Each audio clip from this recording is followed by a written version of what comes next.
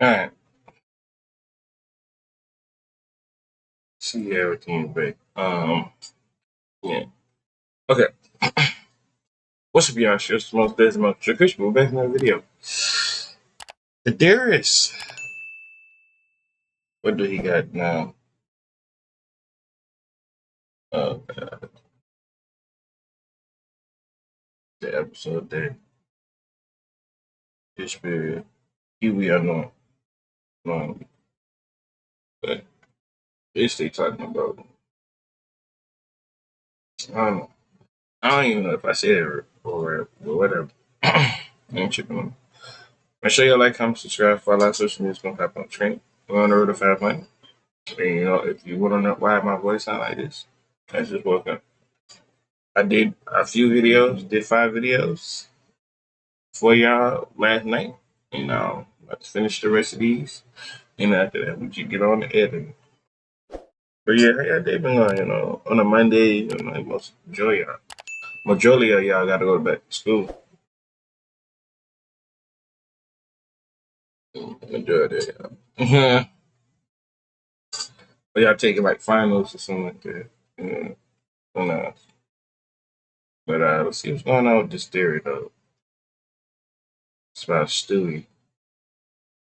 Yes.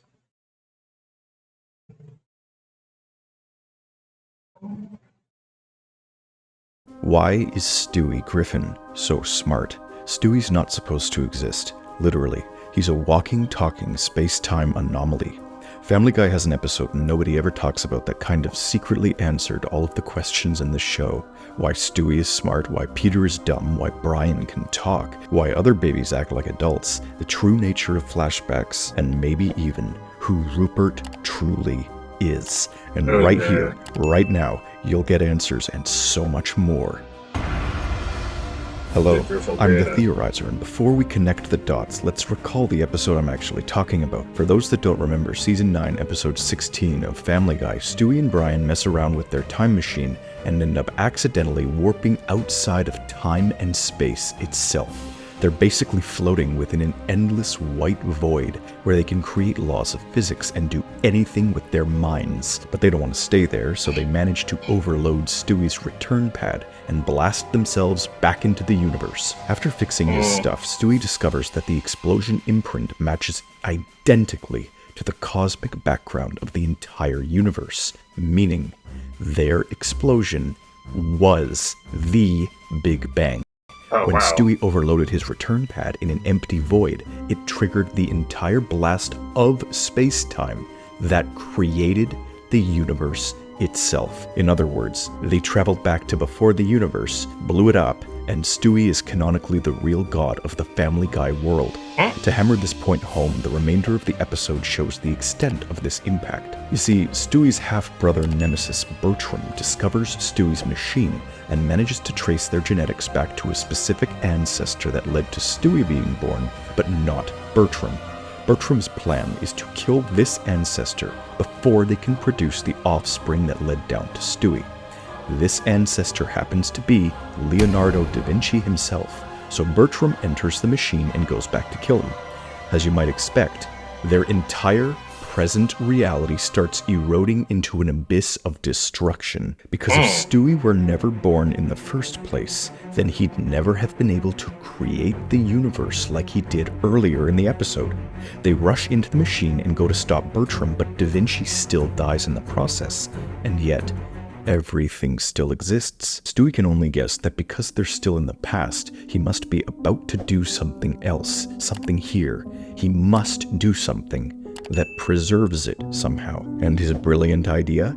He sends Brian back to the present, then extracts his own DNA and sticks it in Da Vinci's girlfriend so that his own genes ensure the survival of his own genes. Like a paradox. Okay. Then, to get back to the present, he creates a cryogenic freezing chamber, locks himself inside, instructs people to ship it on a boat to America and bury it deep underground at specific coordinates while instructing the Vatican to hold on to a letter from him for 500 years before delivering it to modern-day Quahog at the exact time where, in the present, Brian then receives it.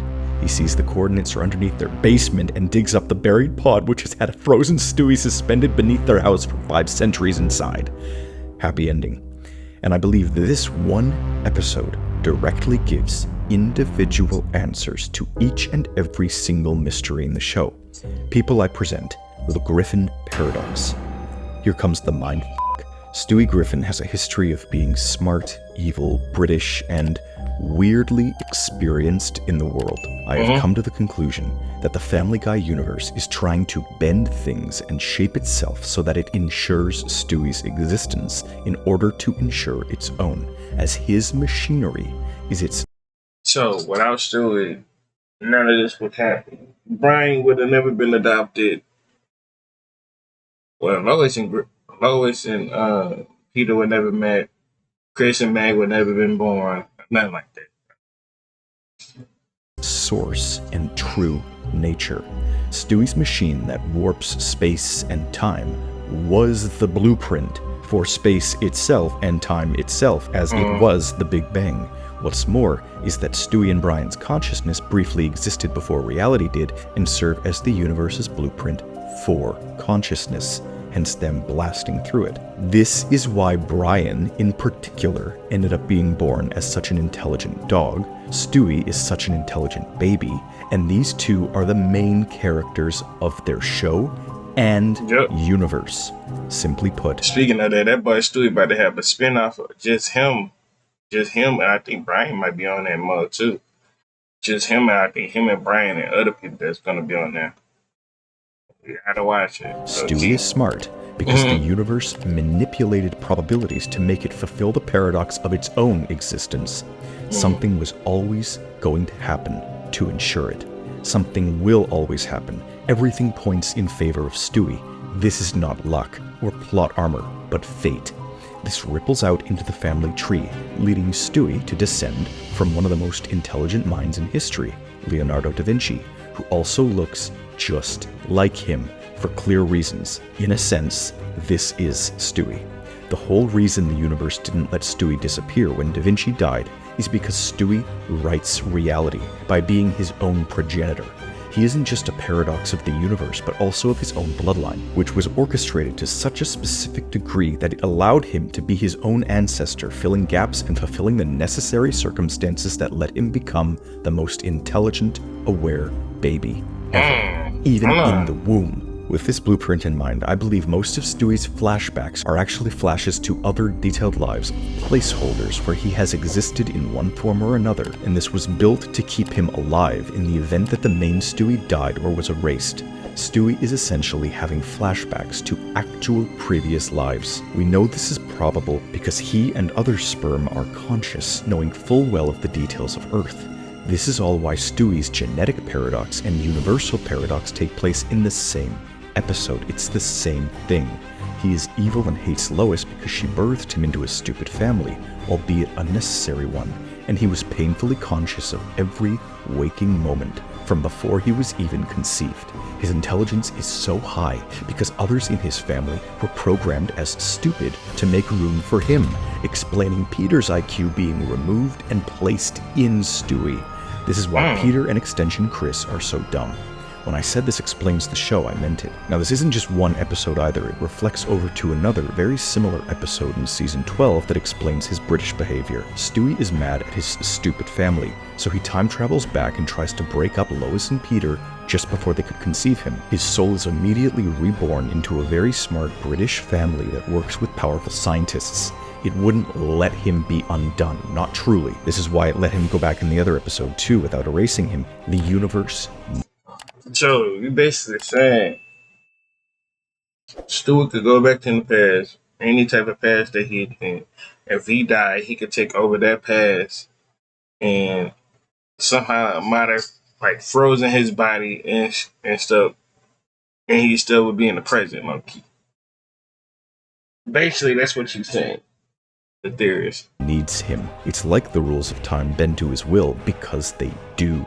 In the therapy episode, he reveals he's not even truly British, he just idolizes it, and his rebirth cements that. The universe needs him. His accent is tied to his soul. With all this talk of Stewie ensuring his own existence, it also dawned on me where his British fanaticism enters and exits this time loop. And that answer, I believe, is found in his soulmate. It would appear Stewie and the universe have been trying to ensure some future legacy, perhaps in the form of the actual God character. Let me begin with his neighbor.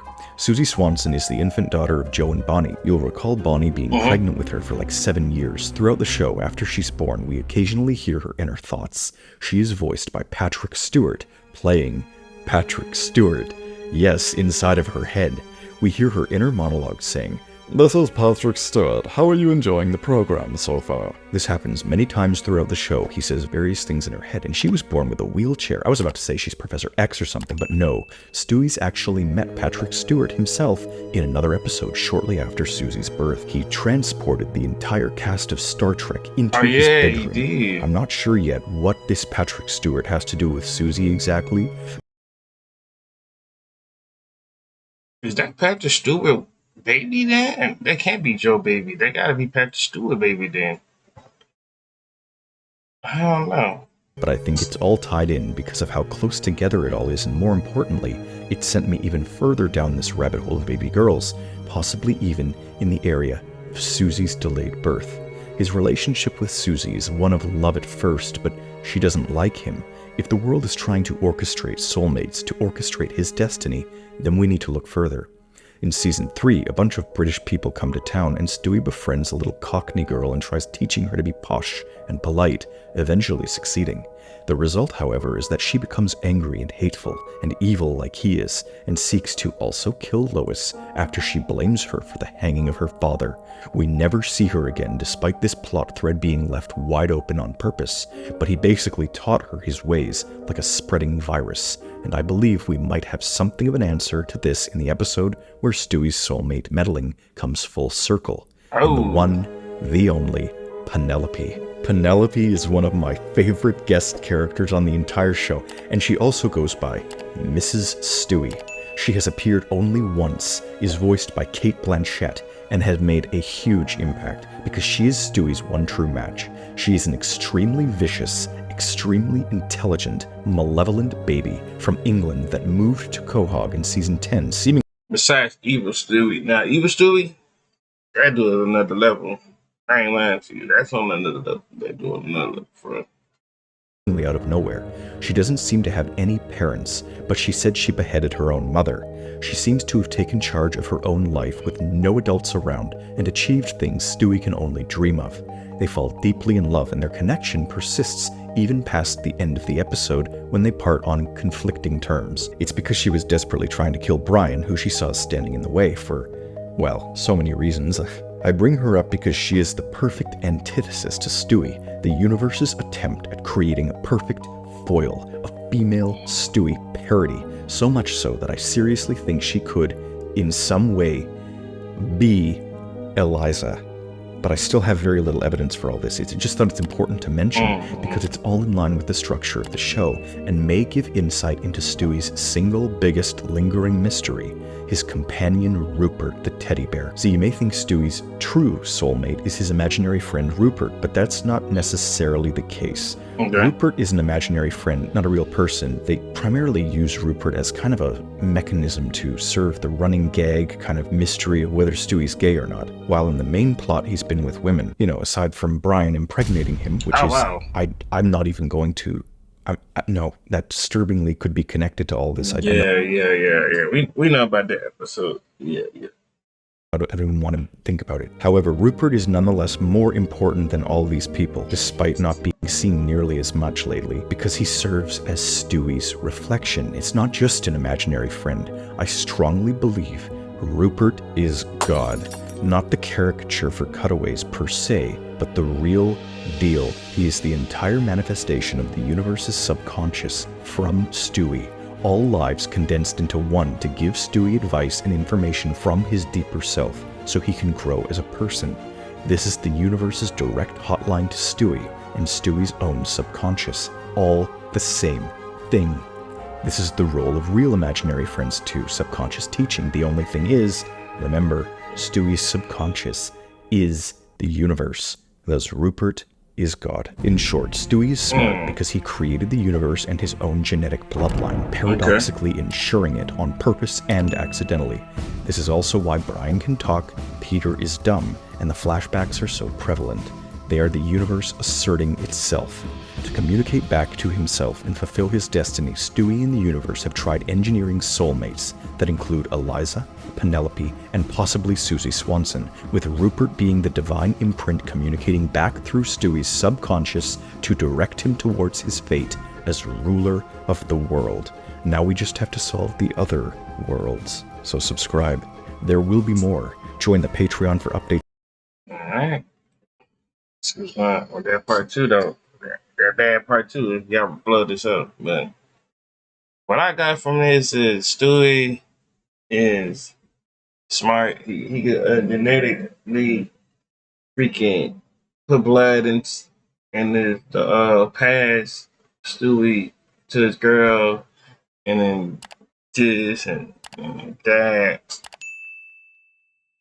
and then I don't know. You need a little bit more explaining with how about Peter Griffin is that.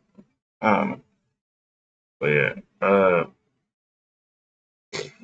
He brought up the love life and all that other stuff, man.